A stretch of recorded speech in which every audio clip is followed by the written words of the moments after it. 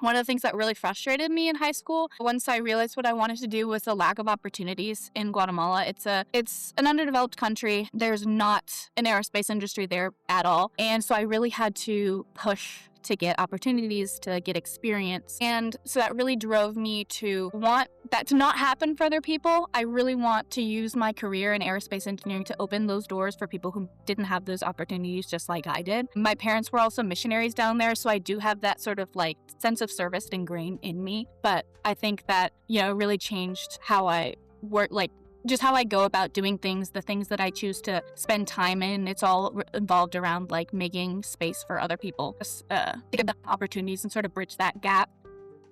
Hi, I'm Emma Zareen, your host and a 16-year-old engineering student, policy enthusiast, and hopeful future STEM school survivor. Welcome to She Persists. Before we dive in, I just want to take a second to say how grateful I am for each of you. Every listen and every bit of support genuinely means the world to me. When I started She Persists, it started as a little dream to share real stories of young girls in STEM who are challenging norms, finding their place, and inspiring change. Seeing that idea come to life has been so rewarding, and honestly, it's just the beginning. If you've been enjoying these conversations, I'd love for you to be a part of our community by following this podcast. It's one of the best ways to help us grow, share even more incredible stories, and connect with a wider audience. And I hope the conversation doesn't end here. I hope you carry these stories with you and let them be a constant reminder that your voice truly makes a difference.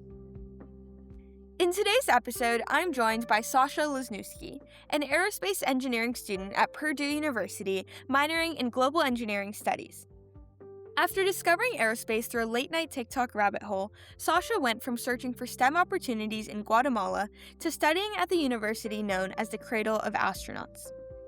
We talk about how growing up in Guatemala shaped her commitment to service, why engineering requires far more than technical knowledge, and how her work with Purdue's global engineering programs, Aerospace Honor Society, and community-based engineering projects is helping her create opportunities for others. Sasha also shares why she hopes to become an aerospace engineering professor, her interest in aerodynamics and hypersonics, and the lesson she wishes she had learned sooner. Try everything, even when you're afraid you might fail. So with that, let's get into it. Here is Sasha Lesniewski.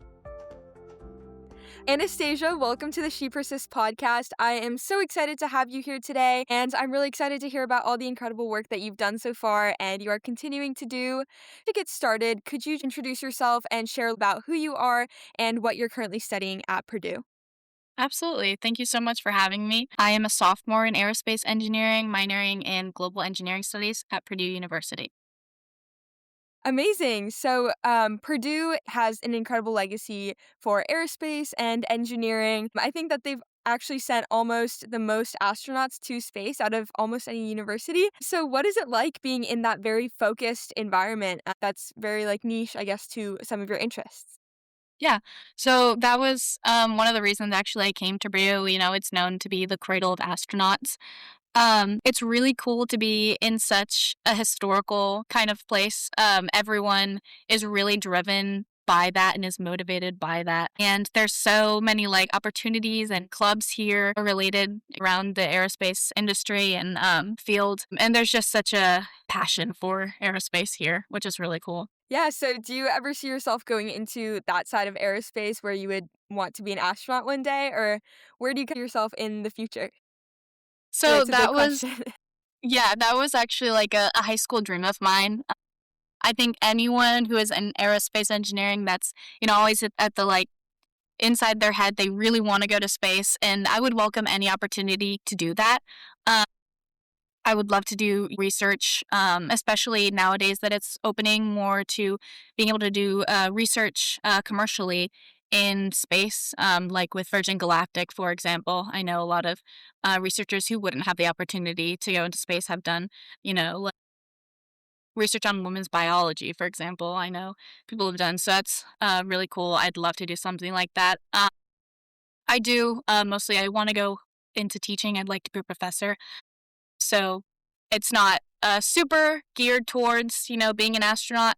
But, again, I would welcome that opportunity. anytime. Yeah, that's amazing. And I'm going to get a little bit more into that later in the episode in terms of like what you want to get into in the future. But yeah, I think that's really cool. So, what does your day to day look like at Purdue being an aerospace engineering student? Yeah, so I'm a sophomore right now, so we kind of say that your freshman year at Purdue, you're in first year engineering, and then so you're in like gen ed classes. And then sophomore year, you're in gen ed aerospace engineering classes. So I'm taking aeromechanics 2 right now. I'm in my second to last math class, which is differential equations. I'm taking an electromagnetism class, a physics class, and then a lab for aeromechanics, just off the top of my head, some of the classes I'm taking. So I usually wake up around like 8 o'clock. I'll go to my first class. A lot of studying in between every class. It's just like, oh, get homework done. Evenings are filled with clubs.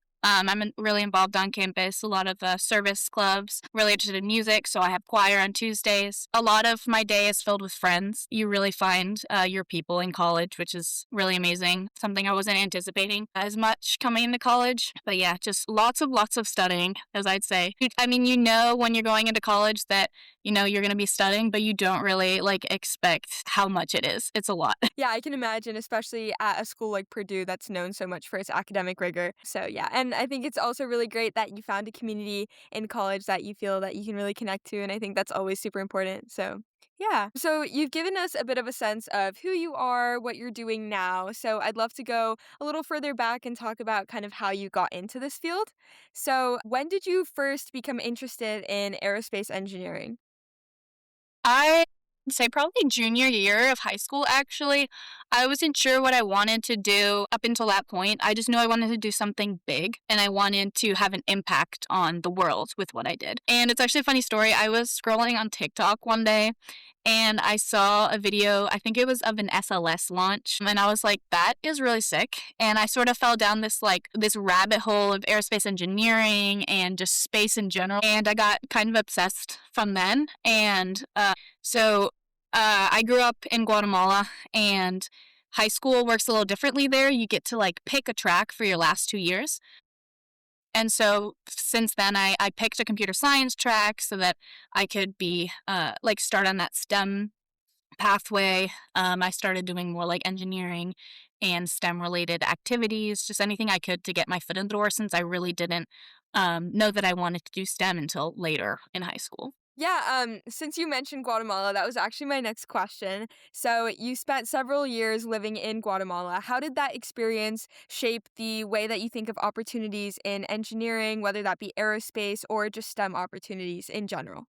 Yeah, so that has actually shaped me so much as a person. What I want to do in the future is because of my time in Guatemala. One of the things that really frustrated me in high school, once I realized what I wanted to do, was the lack of opportunities in Guatemala. It's an underdeveloped country. There's not an aerospace industry there at all, and so I really had to push to get opportunities, to get experience. And so that really drove me to want that to not happen for other people. I really want to use my career in aerospace engineering to open those doors for people who didn't have those opportunities just like I did. My parents were also missionaries down there, so I do have that sort of like sense of service ingrained in me. But I think that, you know, really changed how I work, like just how I go about doing things, the things that I choose to spend time in. It's all involved around like making space for other people, to get the opportunities and sort of bridge that gap. I think it also just changed my perspective on life in so many ways. I think working with international and diverse groups of people is really important for any engineer because engineering is about solving problems. And if you only know one way to solve problems and you've had this approach to solving problems your entire life, it limits you into how you look at things and how you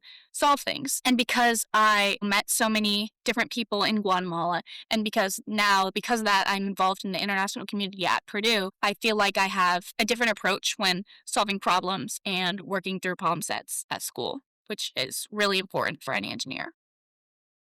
Yeah, I think something that you mentioned that is super important is that global community and being able to understand and appreciate perspectives from communities who approach problems differently than how you might approach them or how people in your community might approach them. Especially what you said about engineering being such a diverse problem about solving problems for people around the world. So, yeah, I really love that point that you made about being able to like tie in different perspectives. So would you say that your time in Guatemala has affected the approach that you'd like to take in your career, such as like being a professor and opening these doors to new students? Would you say that had an impact on that? Yeah. Definitely.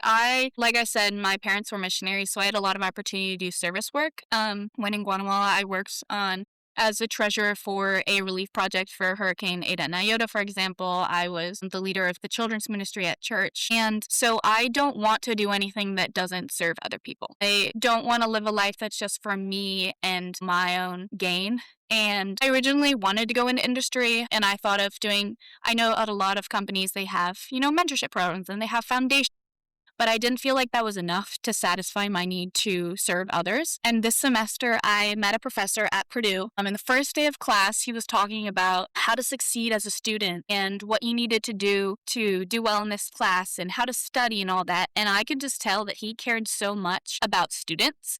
And that's kind of rare at Purdue. And I don't want to discourage anyone who might be listening and wants to go to Purdue because it's an amazing school. It's an R1 school. So a lot of professors here are just here for research. And so you do come into contact with professors who don't care much for teaching. Like meeting this professor for the first time who genuinely cared about students and their success, I just saw myself immediately in that position, helping students do great things and succeeding in aerospace. It just brings me so much joy. I've taught and I've tutored in high school and here at Purdue, and it's just it gives me that satisfaction that I really need in my life to serve others.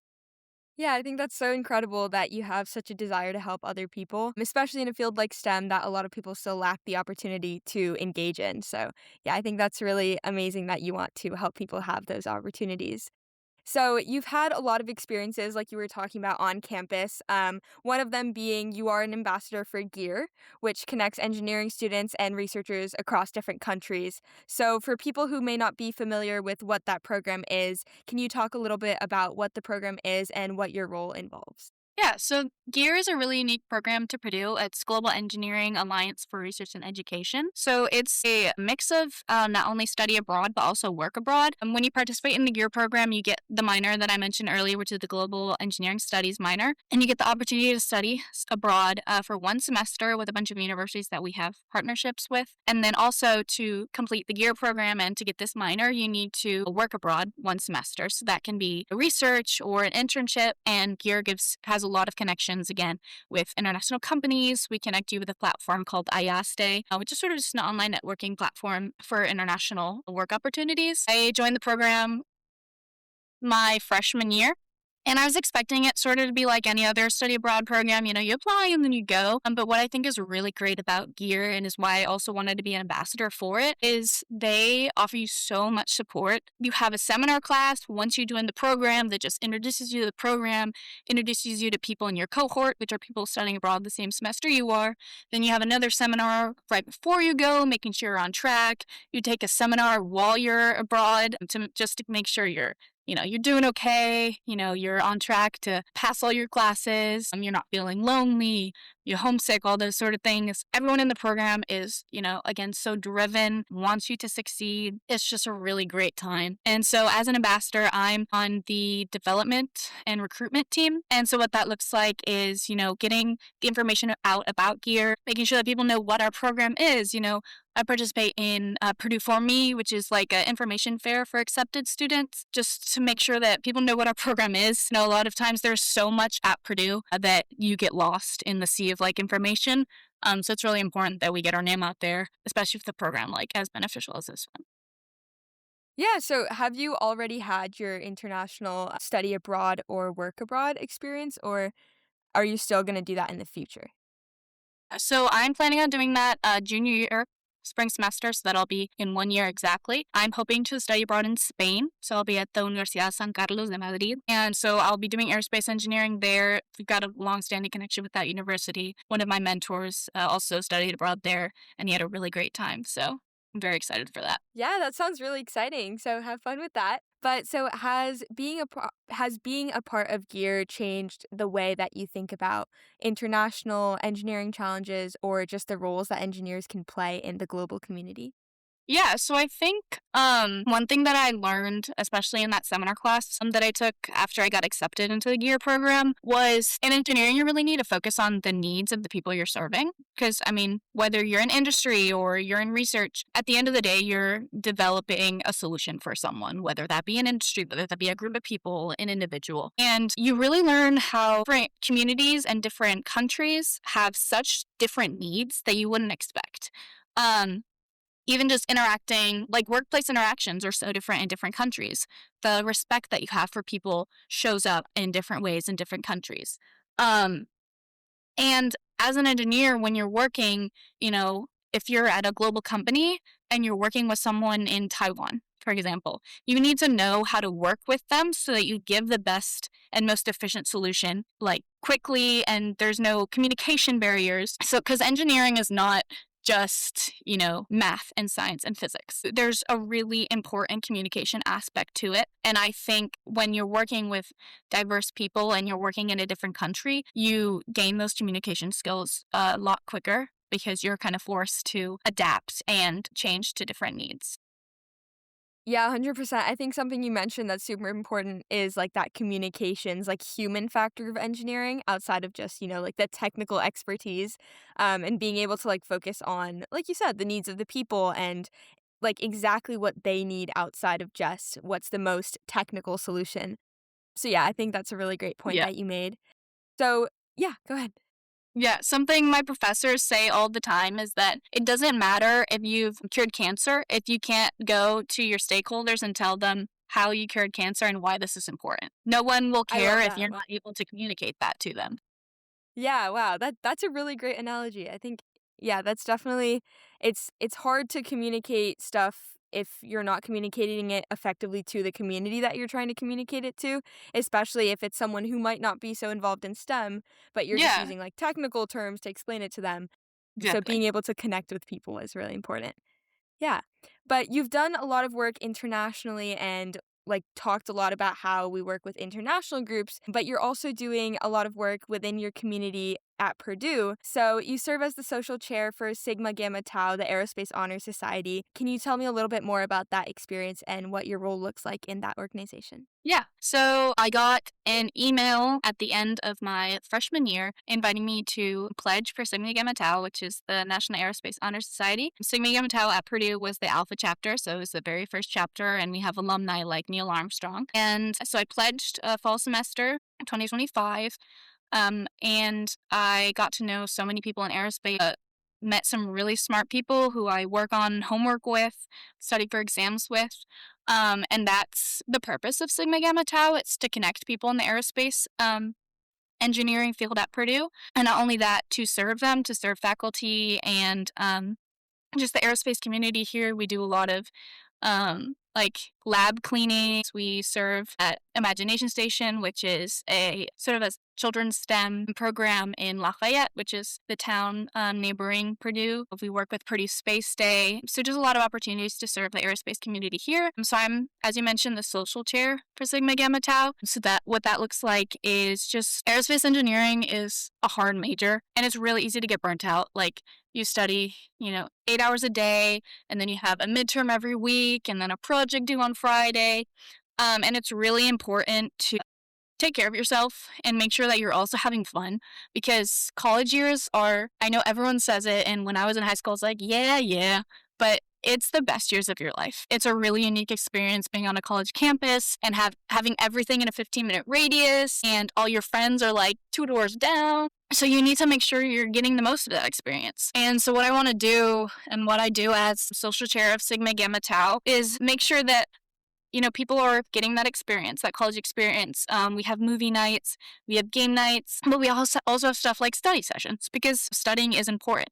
But it's best to do it with people and not closed in your room. And so that just gets people talking and connecting with other people in aerospace. Like I said, I've met some really great people, some really smart people who've like worked at NASA. So it's just a really cool opportunity that I wasn't expecting. That email was like, whoa, you guys want me? But I'm really glad that I did that pledgeship.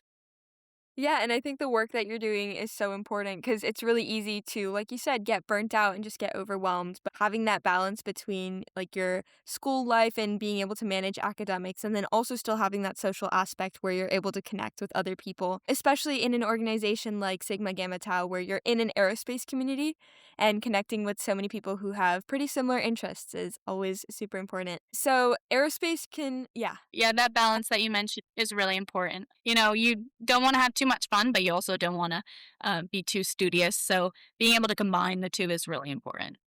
Yeah, 100%. But aerospace, like you mentioned, it's a very hard major and it can sometimes feel like a pretty competitive place, especially how competitive industry is getting nowadays with space exploration becoming a very big deal. So, how do you try to kind of make this a more supportive community within that environment of Sigma Gamma Tau? Yeah. So I think you'd be surprised at how much everyone wants everyone to succeed here. I don't think I've met many students who are very like, I'm not gonna work with you or I'm not gonna collaborate with you because, you know, you're my competition. Everyone here at Purdue really wants everyone to succeed, and that's why programs like Sigma Gamma Tau and all the clubs at Purdue exist because people want to work together and see each other succeed. But I think just making a good group of friends is a really good way to combat that if you're, you know, feeling insecure or scared about the competition. And not only making friends in aerospace, but also in other industries because you learn about, you know, opportunities that you wouldn't have heard of. Like, oh, I could work at, you know, a tech company as an aerospace engineer or things like that. You know, just making sure you're opening as many doors as possible, talking with new people and getting to know professors and um, researchers at Purdue, just making sure that you are also not, you know, succumbing to that competition by hiding yourself away or keeping to yourself and making sure, you know, no one else is benefiting from your success. Making sure that you're putting yourself out there, I think, is one piece of advice I'd give for that. Yeah, I think something that you mentioned is so important is like building each other up and seeing everyone succeed, especially in an industry like aerospace or just STEM broadly. It's such a collaborative environment and it's really just not something you can accomplish on your own. So I think what you mentioned is super, super important about connecting with other people and just building everyone up together.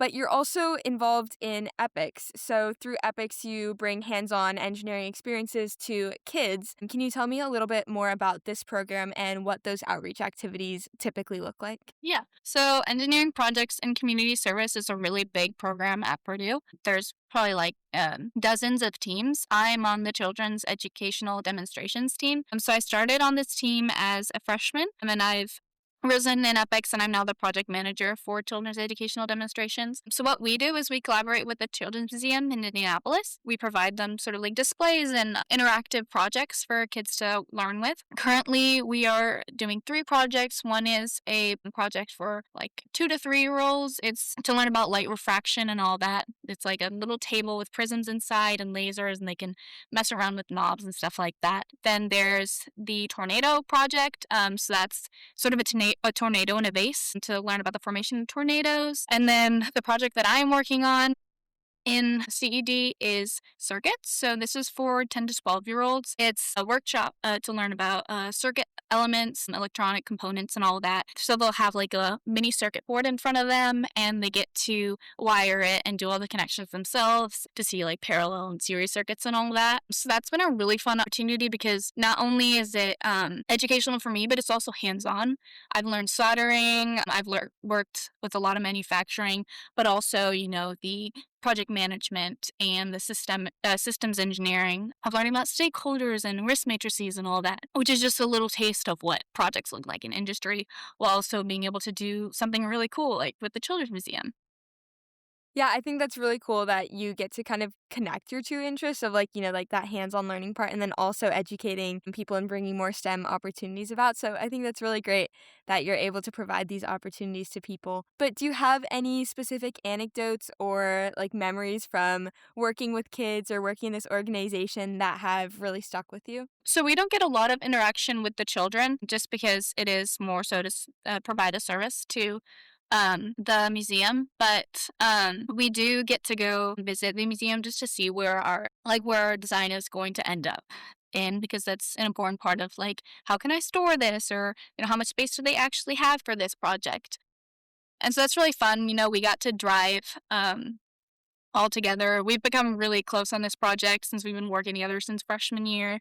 So we had to do a little road trip to Indy. And then, we just hung out in the museum all day. The Children's Museum in Indianapolis is so fun. Like, if I grew up in Indy, I would probably be there every weekend. Got like dinosaurs outside, the Ferris wheel. It's really, really cool. Yeah, that sounds awesome. I kind of shifting gears a little bit, want to talk a little bit more about your long-term career goal of becoming a professor. So, you said that one of your long-term goals is to become a professor of aerospace engineering. Was there any specific moment or something that really pushed you in this direction of going into teaching rather than going into, say, like industry or research, maybe? Yeah. So I think it's been like an agglomeration of a lot of experiences. I love hands-on manufacturing. I love project design, but I just don't see it as something I can do my entire life. I really like working with people. I like watching people develop and grow. And again, that interaction that I had with that professor really sparked my interest for teaching. My father was a professor as well before we moved to Guatemala. And I also just really enjoy academia. I'd love to stay, around college the rest of my life. I think, I'd be happy doing that. I also think research and development is something that I'd be interested in doing, developing the future of aerospace engineering, going where people have never been, solving these like complex design challenges with, aerodynamics and hypersonics. I think that would be really cool just to spend the rest of my life fixing things and solving problems and, um, developing the next generation of engineers who are going to, use what I'm, researching, what I'm teaching to do even greater things. Yeah, I love what you just said about creating the next generation of aerospace engineers and like passing on your knowledge to them so they can continue to build off of that. But is there any like specific sector or topic that you think you might be interested in pursuing in terms of research or like academia? Yeah, so I'm hoping to do my concentration in aerodynamics. So at Purdue in aerospace engineering, in your junior year, you'll pick a concentration, whether that be propulsion, structures and materials, aerodynamics. There's a couple more. No, I don't remember them exactly. But I want to do aerodynamics. That's, studying the shockwave behavior around aerospace bodies, turbulent flow, boundary flow, where that change happens, how to predict aerodynamic behaviors around like aerospace bodies, especially at like really high speeds. That would be hypersonics. I'd love to do research into that, especially with this new space age. That's a really important field to go into. Yeah, definitely. So, how do you see this role as a professor or someone in a teaching position connecting to, like you said, creating opportunities for people who might be in underrepresented communities or might have limited resources, especially in places where access to aerospace education might be limited? That's a good question. Give me 1 second to think. Yeah, take your time. So I think just being in the education space gives me already, more of an access to people who don't have those opportunities and being able to serve like first gen students, being able to, participate in programs at Purdue that work with high school students and also just speaking to students and hearing their experiences in high school and what they struggled with gives me sort of a direct point of contact with the issue. It also just teaching in general, I think, it's a hard job. I would have a lot of work but I also have that, flexibility to do my own projects, do my own research. Whereas in industry, it's a 9 to 5. You're not given that opportunity to, create foundations and bridge that gap. Yeah, I really love that answer. I think having that flexibility to kind of go in your own direction as well is always super important to have that room to, personal projects and just creating new spaces. Yeah, I think that's really great.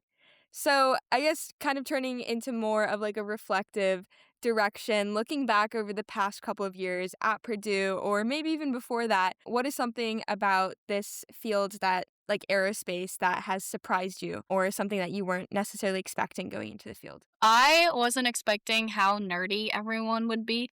Like I mentioned before, like I became super obsessed with like rockets and, planets and everything. And in high school, I didn't have many friends who had the same interests as me. I didn't get to like sit down and, talk about the Artemis mission for an hour with someone. And so coming to Purdue and seeing people who really, really cared about learning and also cared about the same things that I did kind of surprised me and took me aback. And it was really cool to get to connect with those people and find my nerdy little spaces with them. Yeah, I love that answer. I think it's always great to have those people that you can really just like connect on your niche interests and things that you're interested in, whether that be like aerospace or broadly STEM or just anything really. But yeah, I think that's a great answer. So, what is something that you're excited to continue pursuing, whether it be at Purdue or an internship, personal project, research, whatever it may be, that you're interested in pursuing over the next couple of years? Yeah, so one really fun opportunity, which we haven't talked about yet, but I kind of want to mention just because it's a really cool, unique thing to Purdue. I'm a supervisor for Boyle Gold Rush, which is our orientation program here. And so that's just 1 week orientation program before school starts for freshmen to introduce them to the school. And I was a team leader for that last year, so I led my own group of students, introducing them to the school. Now I'm a supervisor, and so that's more on the logistical side of things, but it's still really neat to see freshmen in the same shoes that I was in, 2 years ago. So nervous and excited. I'm really excited to do that. Hoping to do research next semester with a professor. He's doing CubeSat research. I have to email him still about that, but that's something I'm hoping to do. I am also, next semester, I have an interview tomorrow actually to be a supplemental instruction leader. So I would be teaching Calc 1 and Calc 2.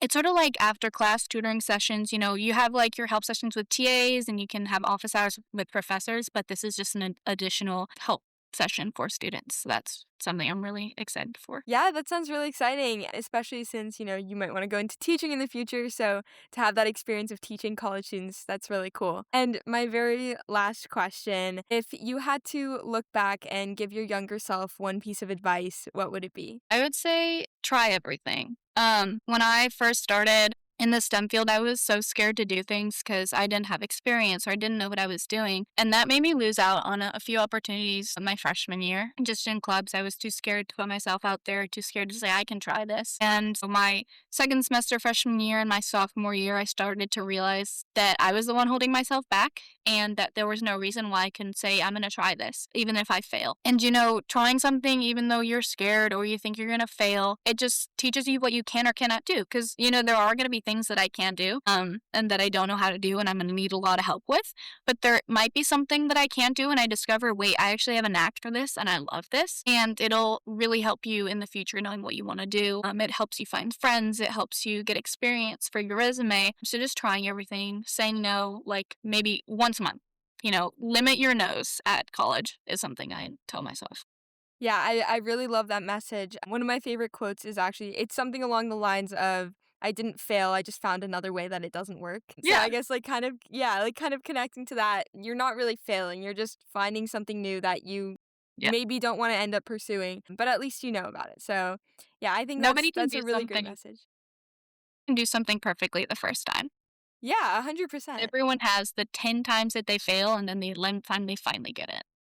Yeah, and I think that's so important to especially just sometimes stick with it, even if it's not something you just instantly feel like you're really, really passionate about or fond of, and just like stick with it because sometimes you never know where that could take you or the opportunities it could open in the future. So I think that's a really great message and a really great way to end off this episode. So, Sasha, thank you so much for being here. It's been amazing talking to you and just hearing about all your experiences and all the ways that you're impacting not just your community, but the broader STEM community as a whole, and the impact that you're already making and will continue to make.